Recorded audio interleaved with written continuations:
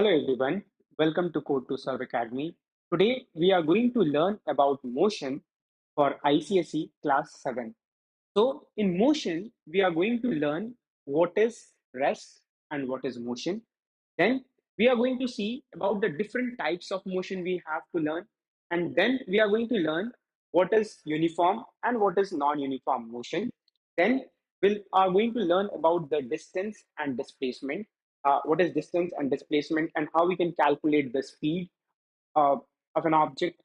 And then we are going to learn about mass and weight at the end. Okay, so let's get started with the first topic, rest and motion.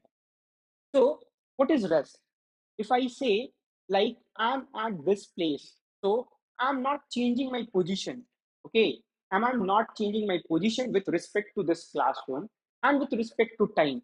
Suppose at this moment I'm here, after 5 minutes, also I'm standing in the same position, and with respect to the surrounding that is stationary, that is, classroom is not moving, that is a classroom that I'm taking as a reference is stationary, then I will say that I am at rest. Okay, so let us take an example first. Like, suppose this is a room, and with respect to the a person is standing here, and it is not changing its position after even after 5 minutes, then we'll say like this object is at rest. All right.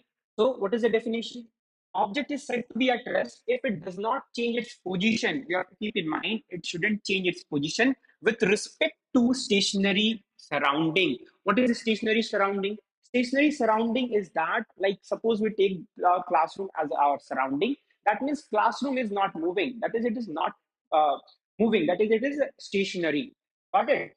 And with respect to time, and with respect to time also, like suppose I'm standing here now, and after 5 minutes also I'm standing here. That means with respect to time also, I'm not changing my position. That means I'm at rest. Okay.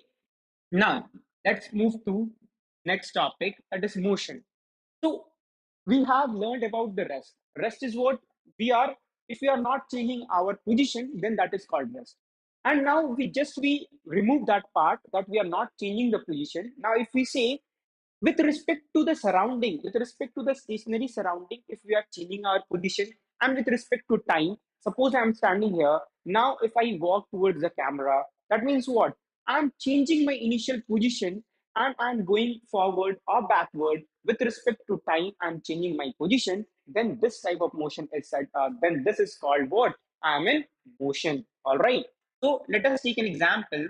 Like, initially in this classroom, I was sitting over here, or I was standing over here. After a few minutes, I moved to this place. Okay, so from here, I moved. This is the initial place, and this is the final place. So I have moved from here to here. Then what I will say, I'm in motion. Okay, so you have to keep in mind an object is said to be in motion if it changes its position with respect to the surrounding. In that scenario, what we were telling in case of rest, we were telling that body should not change its position with respect to the surrounding and also with respect to time. But in case of motion, if object changes its position with respect to time and the surrounding, then we are going to say that that object or body is in motion. Okay. Now, let us learn how this thing, like, we have to understand one thing, and that also we have to keep in mind, like, nobody can be at rest. Okay, what does that mean? Like, if I say I'm at rest, that means I'm wrong. I'm absolutely wrong. Nobody can be at absolute rest. So to say like I'm at rest, I have to give a frame of reference. What does that frame of reference mean? Like, I have to say with respect to something I'm at rest. Like, suppose if you take an example of this classroom, if I say with respect to the classroom I'm at rest, then that is correct. If I say I'm at rest, then that is totally wrong. Okay, so with respect to the classroom, I'm at rest. I might be at rest, but with respect to the sun, I'm always moving.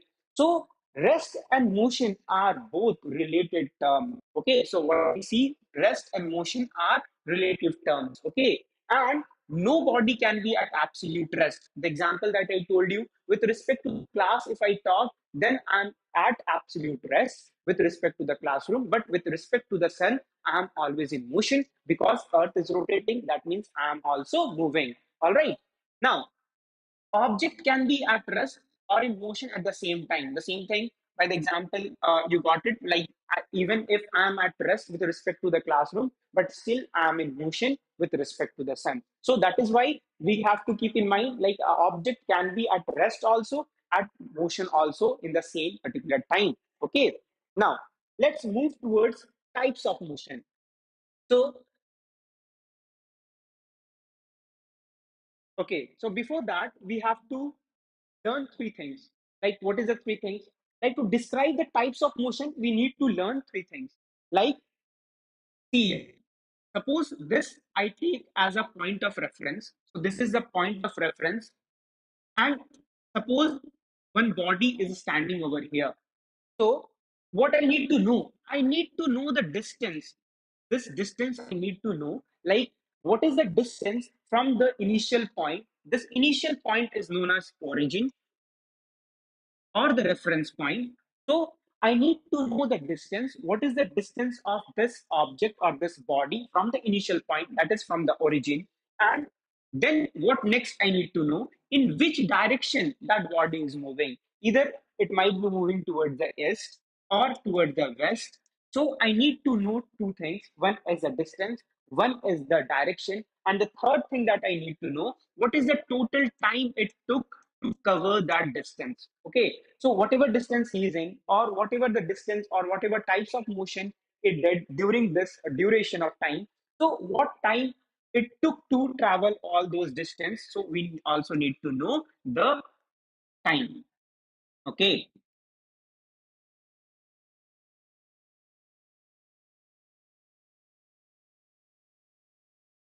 so we need to know time as well.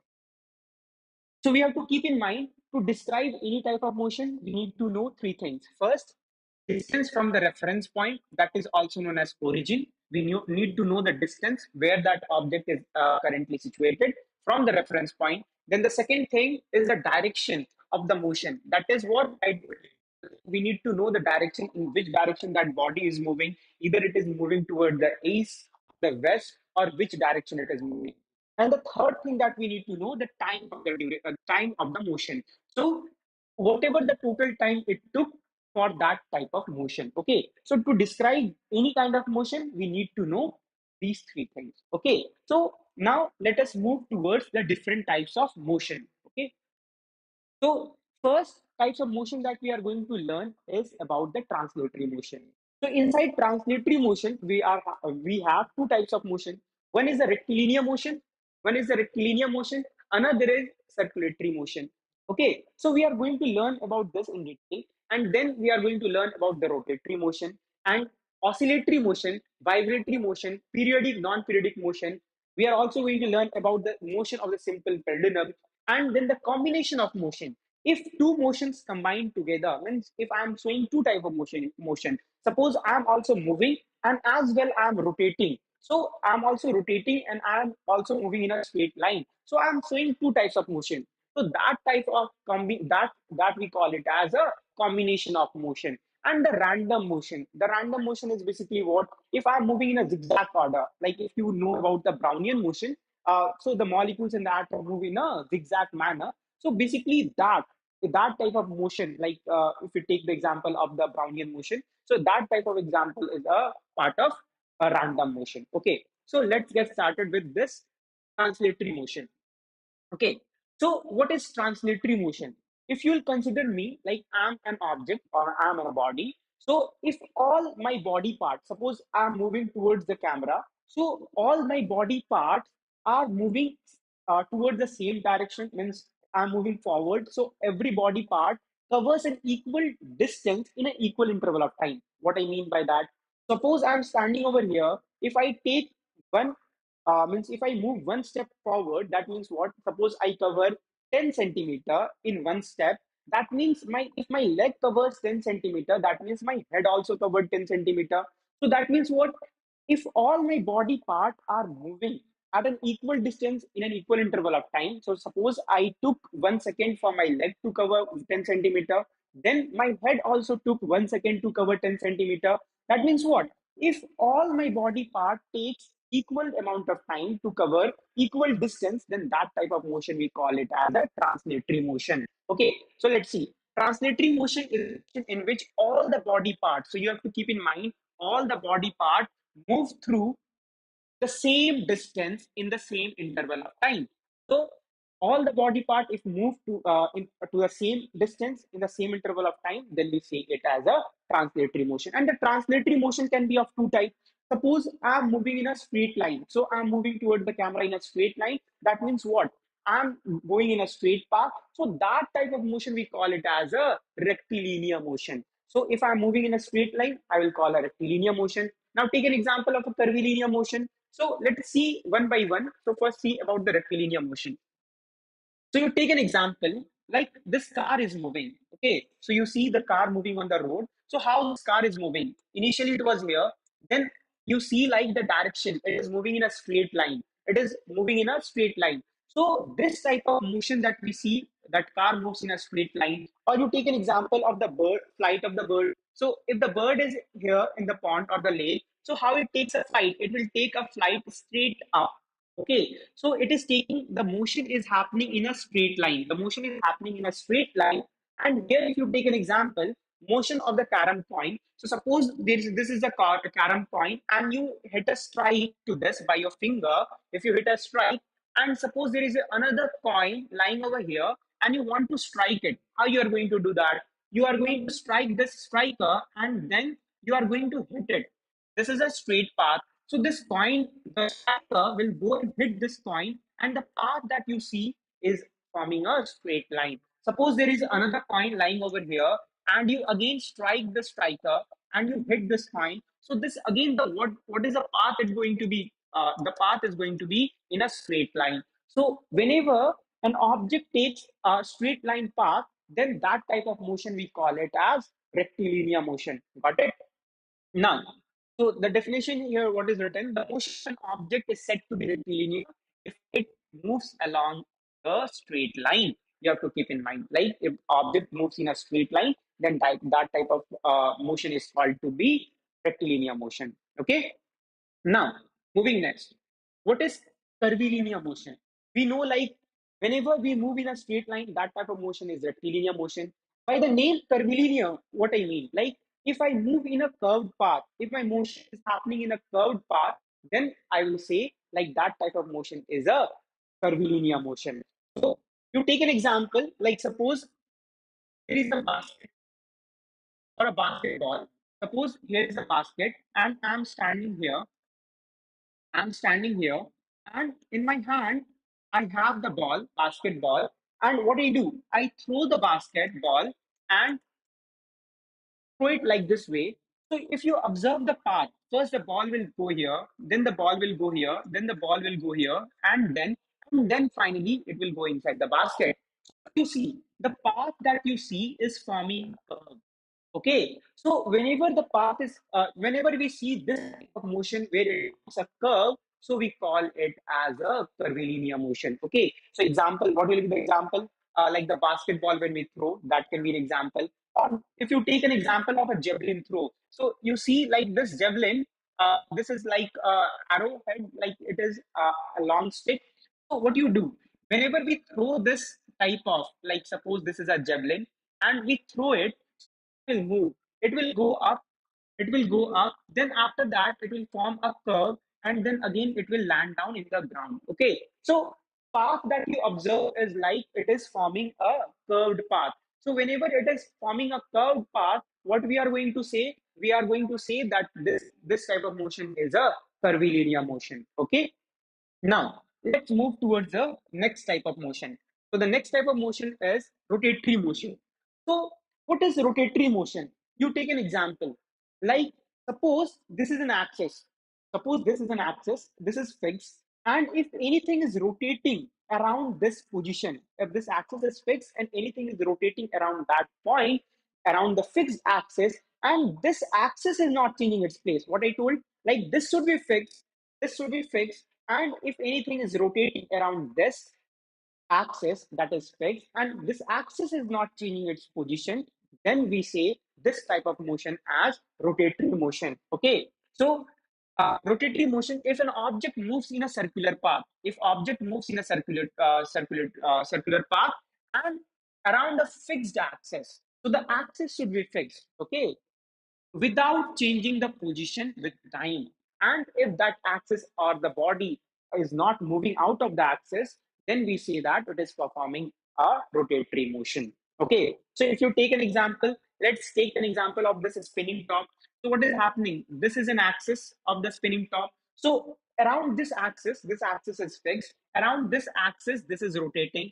Okay, this is rotating around its axis. So it is not changing its position from the axis, and it is not going out of that axis. Around that axis only it is rotating. So we call it as an example of rotatory motion. Now, if you take the example of fan, so what is happening? So you see that this is the axis. So this is the axis from where the fan is being hung on the top of the floor. Okay, now you see like how it is rotating. This is rotating like this way. So it is fixed around a axis, and now its wings are rotating around that axis. Okay, and this axis is fixed. All right. Then we say this type of motion as rotatory motion. Okay. Now take another example like the potter's wheel. So you see the wheel in the bottom. This is the wheel in the bottom. So what is happening? So this wheel is only rotating, and then the potter makes a different types of pots and everything. So this axis that you see, like you can consider this one as an axis, and around this axis, this wheel is rotating. All right. So then what we say, this type of motion is called rotatory motion. Okay, now let us move toward the next type of motion. Next, we have oscillatory motion. So first, let us take an example. So suppose this is a simple pendulum. So what is happening? So in simple pendulum, suppose you take an example, like if this ball is hanging from the top through a string. Now, if you take little bit towards the left, if I take my side, this is my left. So if you take little bit towards the left. So first it will move toward the left, then it will come back to its initial position. Then from here it will again go to its extreme right. Okay, so it will reach over here, and then these all are dotted line. That means it is going here, coming again back to the mean position, and then again reaching here. Then again it is going back to its position, and then again it is going to the extreme right. So whenever we see this type of motion where it is going front and then back, then again front and back, so this type of motion we call it as oscillatory motion. Okay, so what is oscillatory motion? Oscillating motion is the back and the front. You have to keep in mind this word back and forth motion, which take place about the mean position. So, what is the mean position? This is the mean position or the initial position. Okay, this is what mean position. So, if anything is moving from its mean position back and front, then that type motion is called oscillatory motion. Now, take an example of the swing. So whenever we sit in the swing and when we sit over there, so what is happening? The swing goes front, then back, then front, back, and it is coming to its initial position after some time. So we are going front, back. So this type of motion is oscillatory motion. Got it? Now, let's move towards the next type of motion. So next we have vibratory motion. So what is vibratory motion? You might have seen guitar.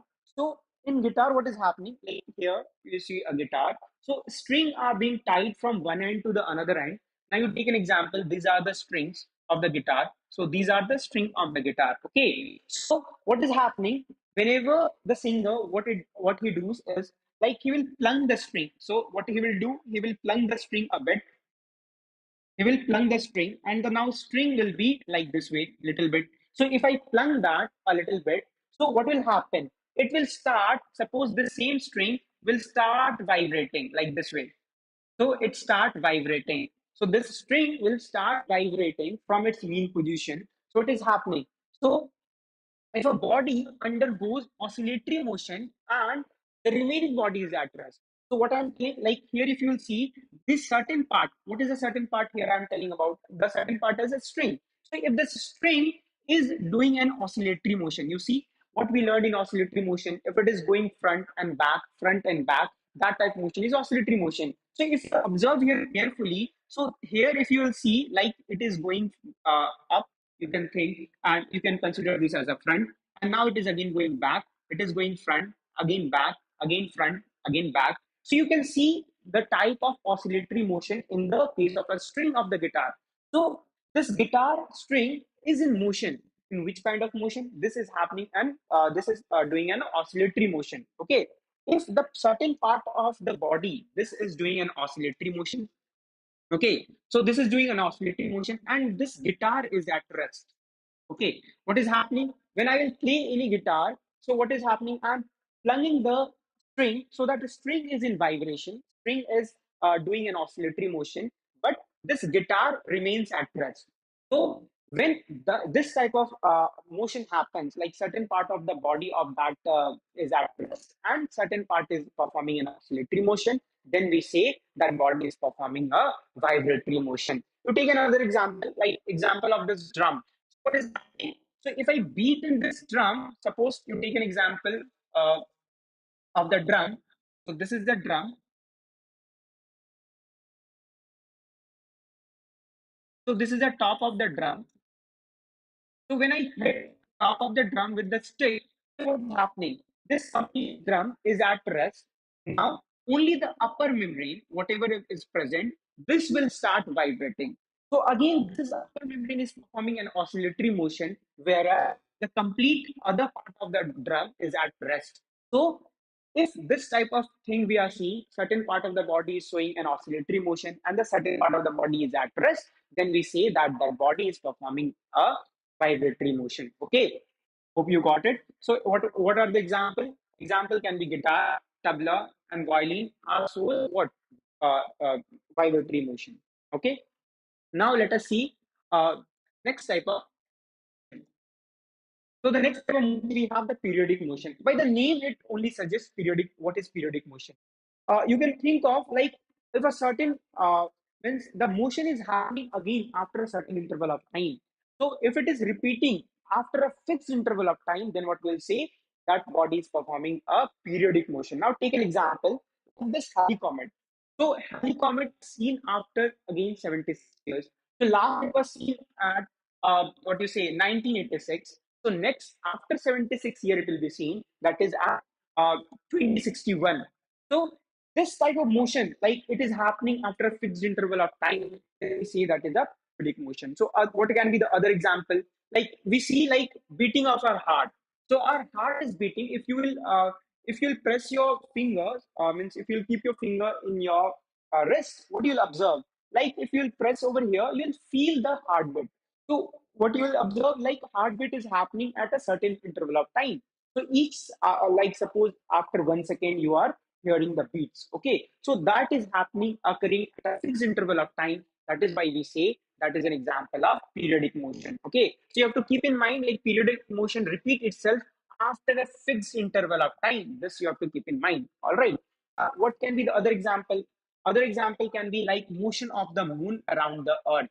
Okay, so moon around the earth, like it in 37.3 days, it rotates around the earth. Okay, other example that you can think of like earth is rotating around the sun, so this is also an example of periodic motion. All right, so few types of motion is left, like what is about the simple pendulum we are going to learn, and about the combination of motion, and about the random motion we are going to cover that in the next lecture. Okay, thank you.